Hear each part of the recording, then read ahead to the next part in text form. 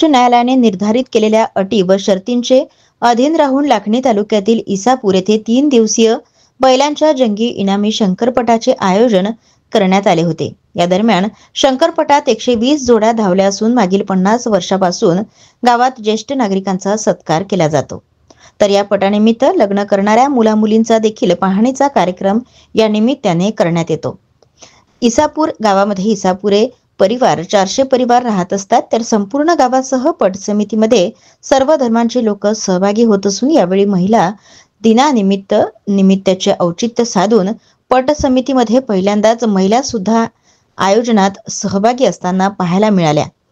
इसापूरचा पट हा तालुक्यामध्ये प्रसिद्ध मानला जातो। प्रतिभा माधव गिदमारे, ग्रामपंचायत इसापूर सरपंच। आज आमच्या गावामध्ये 60 वर्षापासून हा पटाचा कार्यक्रम आयोजित करण्यात येत आहे। दरवर्षीप्रमाणे आम्ही वयोवृद्धांचा पण शेतकरी वयोवृद्धांचा पण सत्कार करतो आणि न्यारवानी, गोंडेगाव, इसापूर ह्या 4ही गावातील सर्व लोक सहकार्य करतात आणि ह्या पटाचा आस्वाद घेतात।